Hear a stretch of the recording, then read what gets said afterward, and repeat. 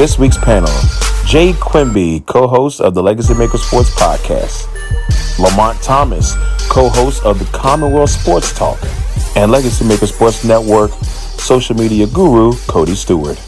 Next topic for us will be Dwayne Haskins. It has been a whirlwind of a ride for Dwayne Haskins in Washington. He gets drafted last season as the 15th pick of the draft. A lot of people thought, he came out there, didn't want to be there. A lot of people thought he was going to be in New York. That was the vibe everybody was getting in the beginning. And then, it kind of caught the chain switch over, like, oh, wait a minute, I'm near home. And so you started getting different vibes. But now they went from starting Haskins at the beginning of the season, from jumping from the QB1 to QB3. So I'm going to ask you, Jay, where does this Washington football team go with Dwayne Haskins? Is he a Washington football team player after week 8, or is he going to be traded? What should they do with this man? They need to trade him.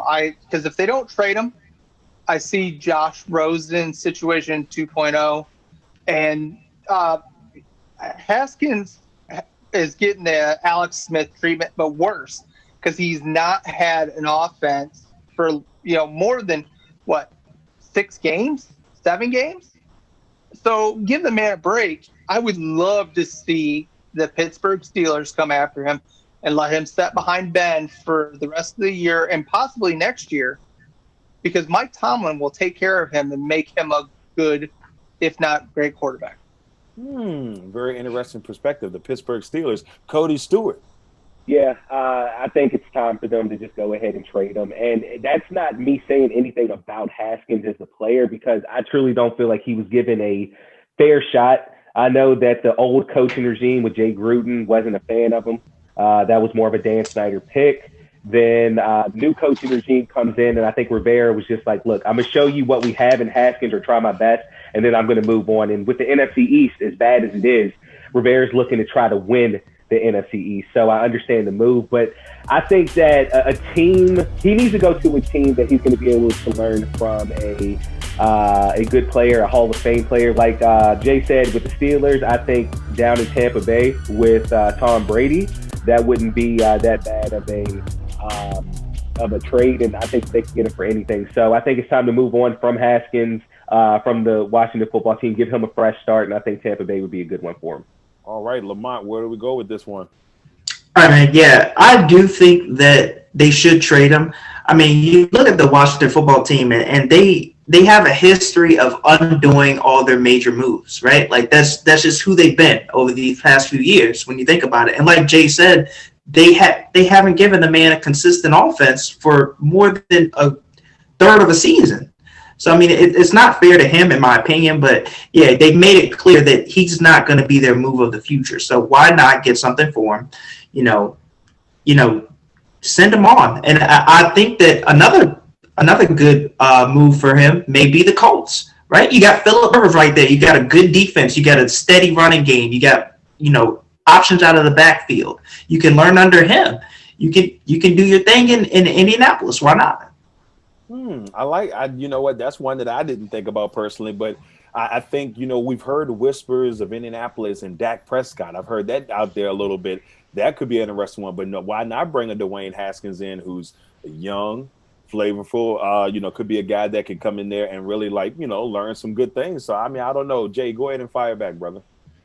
I agree. I just really give the man a chance. Let him go somewhere else.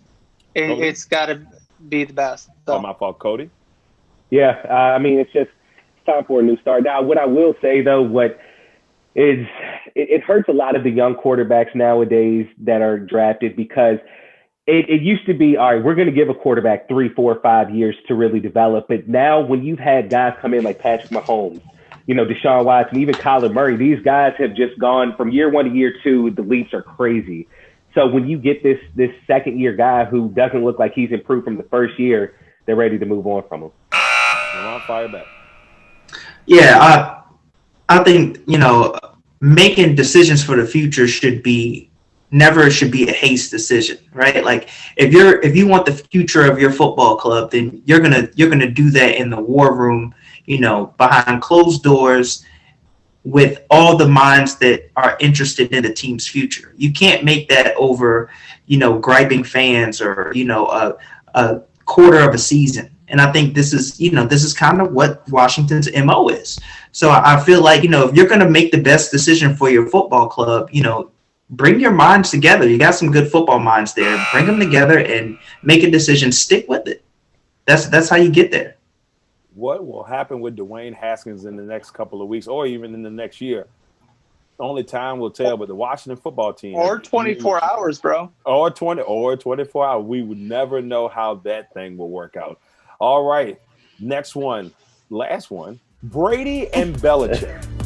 Brady and Belichick has been the topic of a lot of ears since the departure of this dynamic duo for the last 20 years. Now that Tom is in Tampa Bay and we've got Bill with Cam Newton in New England, it's just a whole different dream going on here. But in your guys' opinion, who is winning this battle so far between Brady and Belichick? Cody, we start with you. The old saying was, what came first, the chicken or the egg, right? So with Belichick and Brady, it's like they were together for 20 years, basically. It's who's really elevating who. And I mean, 8 weeks into the season with them not being together, it's clear that it's Tom Brady who is being able to do more than what Belichick is. And everybody, I remember, I think it was the year after the Patriots had gone undefeated in the regular season. The very next season, Tom Brady went down week 1 with the ACL injury. And the Patriots still went 11-5 that season, I believe, 10-6 or 11-5 with Matt Castle. And everybody's like, oh, Tom Brady's just a system quarterback. Belichick can with anybody. That's not the case at all. I mean, you can say what you want about Cam Newton. I still think that he's a good football player. Maybe this system doesn't fit him. But the Patriots are 2-5 right now. Not looking good at all. The Bucs are now, I believe, 5-2, looking like they're going to win the NFC South. I think Brady has shown that he can win anywhere. All right, Lamont, what about you, brother? Yeah, this is crazy because what Belichick and Brady has done together, we were spoiled by that, honestly. It's like they absolutely did need each other in what they accomplished. I think that goes without saying. But when it comes to who was the magic behind the Patriots, Belichick or Brady, I have to go with Brady. I look at the last 5 years, and I compare it to after 7 games this year, right? Statman will love this. Shout out to Russ.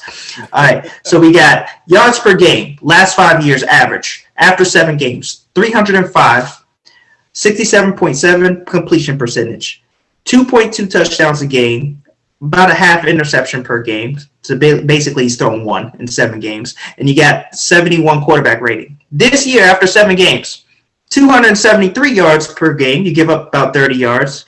65.7% completion percentage, so you're only down 2%. Touchdowns a game, 2.5. You're actually up almost a half a touchdown. So, I mean, he's thrown, instead of 14, 16, he's thrown about 18 touchdowns this year so far after 7 games. You got interceptions, still the same. Quarterback rating, 69.7, only down 2%. He's the same Tom Brady. In the last 5 years average, up until this point in the season, he's the same Tom Brady. Where's Bill Belichick? 2-5. You know the last time he's been 2-5? In 2000, the year 2000, when he drafted Tom Brady in his 6th round pick. That's the last time he was 2-5. Story sold. Jay? Belichick's using the cap as an excuse. I can't bring in the people, yada, yada, yada. You knew what you were coming into. You could have made moves. They brought in Cam. Cam is nothing near what Cam was, in Carolina. Teddy B or somebody like that might have been better. There's no wide receivers. Harry is a bust. Tom's winning this one, hands down. It hurts me. I love that he's winning for my team, but he went to that school up north. Now you talking about firing back? Look there. He looked Go blue, baby. The low key shade on that one. I mean, Cody, would you like to fire back? I just want to say I think that Tom Brady, in his dominance over the 20 years with the Patriots, I think that he was able to mask a lot of problems that the Patriots may have had. I know the Patriots, they love running a running back by committee type thing. But now without Tom Brady, it's like, do they really have a number one running back on that team? So I just feel like there's so many areas that Tom Brady was able to mask that now with him gone, everything is showing now. Okay, Lamont. I think this question really comes down, Darrell, as who is the best leader of men, right? Because when Tom Brady's there, you see the leadership, right? You see that it always seems like the carousel has a leader, right? It always seems like he's leading the way. Like no matter how far he gets down, Brady can be up by 5 touchdowns and he's still pissed off if they don't score on the drive. Like that's Kobe Bryant mentality, right? Like that you can't coach that. You can't change that. That's something that Bill Belichick can't bring to the Patriots. He just can't. And I think that you even see now whispers in the locker room about players wanting to leave and this, that, the third. You never had that with Brady, right? Like you knew that if you were on a team with Tom Brady, you were winning. That's just who he is. And I think that's the settlement to me. Jay, chance to fire back. I agree 100%. With Tom, you see that fire, you see that passion. He's, they give up a sack. Last 2 games they've given up 1 sack, and he was pissed. He lit up the guy that gave it up. It's 1, but still, give me time to do my job. Do yours. I love the accountability all the way across. All right, there it is. Brady looks like he's winning the argument between the fellas, but I do have one quick question for each one of y'all. We'll go around. Cody, are they tanking? Are the Patriots tanking? Do you feel that's the vibe there? I could see that, and I'll say this. This year's the perfect excuse for Bill Belichick. How many players from the Patriots opted out of the season because of COVID? There's a pretty long list of that. So, I mean, is this Belichick just playing games like, we're going to try to win, but we're not? And guess what? We're going to end up with Trevor Lawrence. It could possibly happen. Lamont, thoughts? I do think Belichick is keeping a card in his pocket. I wouldn't say that he's tanking because I do know that he loves to win, but I think that Belichick he's playing the odds right now. Like every week, I think that he's going to have, by the time the offseason comes, he's going to have his game plan in place like he should have had this season. Jay? They said it. I can't say anything else. I mean, Belichick's got a plan, but I'm going to tell you, Robert Kraft will not take another season of what's going on right now. That's really true. I mean, you get accustomed to yes, sir. When you get accustomed to winning like that, and it's just like when you've had a franchise. I want to say Cowboy mentality because the Cowboys have been losing for a long time, but that's another story for another day. But they haven't been, but when you have accustomed to people looking at you as a franchise that continues to win, think about Pittsburgh teams that had just one bad season. Packers are just to toot the horn, but if they had one bad season, people looking at them like, yo, what's going on there? People get more alert under that situation. So that could be something to watch out for here. And just next year or so. Kraft didn't want to pay Brady what he wanted, and Kraft is just like, well, I fucked up. Yeah. I mean, and that's just a very interesting point there.